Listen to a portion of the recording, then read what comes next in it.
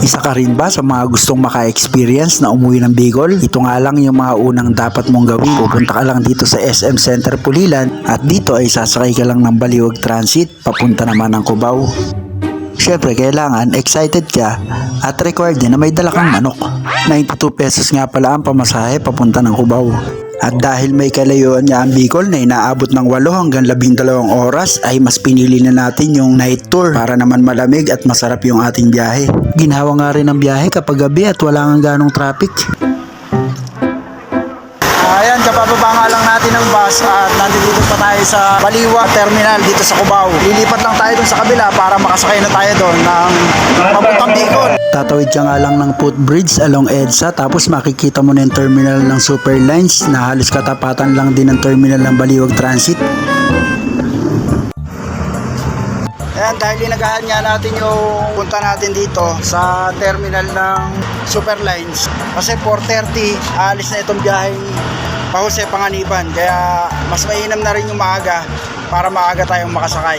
At mas mainam na nga rin yung maaga tayong napunta dito sa terminal ng Superlines dahil kung may dala-dala tayo hindi tayo mahihirapan. At buti na nga lang ay medyo maluwag pa at wala pang ganong nakasakay. Yung may mga tali nga pala na yan, may naka-reserve na dyan at bawal na daw yan upuan. At dito na nga tayo umupo malapit sa bintana para naman tayo ay mahanginan. Simula nga Cubao hanggang sa bayan ng Panganiban, Camarines Norte ay 645 yung pamasahe natin. Mabilis nga lang yung biyahe dahil dito dumadaan sa Skyway at dadaan lang ito ng Alabang para naman pumika pa ng ilang mga pasahero.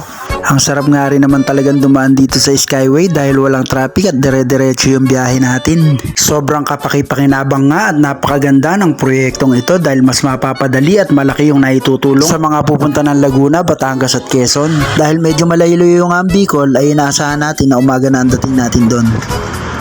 Ang oras ay alas 7. Humihinto dito yung bus ng Superlines dito sa Turbina sa Laguna para na rin magkarga ng gasolina at makapag-CR yung mga pasahero. Napakabilis nga lang ng biyahe at hindi natin namalayan. Nandito na pala tayo sa Sariaya, Quezon. Kuya, ano nga po? Lugaw itlog. Magkano po? Ano po ba to? Mami, 75. Magkano, mami? 75. Sa lugaw. 50. Lugaw na lang.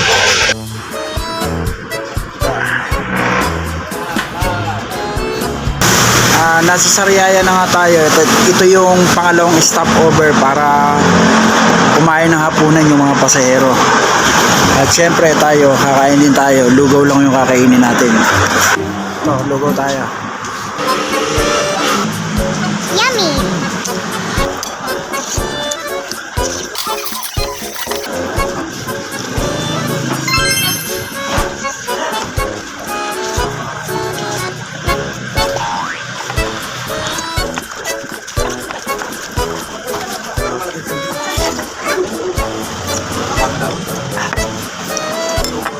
Okay na yan, mabilis ang kain lang to. Pagbilan ako magkano? 500 na lang, sir. Sige. Nang matry naman natin yung binagong ng ano? Binagong po ng Sariaya. Binagong ng Sariaya. Nasa Sariaya na kayo. 500. Salamat kuya. Apo, 5 po. Ito, bumili tayo ng binagong dito sa Sariaya. 500. So ang original na gumagawa ng binagong is Sariaya, Quezon. Sariaya. Pupunta ng Sariaya, Atis, Quezon. Pinajego. Alright, thank you. Dito sa Sariaya. Salamat sa info kuya. Lucena City na po tayo. Ito yung Superlines na sinakyan namin. Superlines Ordinary Bus number 106. Monon Quezon na. Stopover ulit. Tapos dire-diretso na siguro biyahe nito. Kasi break muna tayo dito sa Atimonon Quezon. Sa akin lang. Biyahe na ulit. Atimonon Quezon na kami. Siguro dire-diretso yung biyahe nito. Tapos baba tayo ng Jose Panganiban. So ayan, ngayon nga ay alas 5 na ng umaga. Narating na natin itong bayan ng Jose Panganiban, Camarines Norte. Isa sa pinagpapasalamat natin ay nakarating tayo dito ng maayos. Target din natin puntahan yung iba't ibang bayan dito sa Camarines Norte. Soon, pupuntahan natin yan. Good morning sa inyo mga kabiyahe. Salamat at ligtas tayong nakarating dito sa bayan ng Jose Panganiban.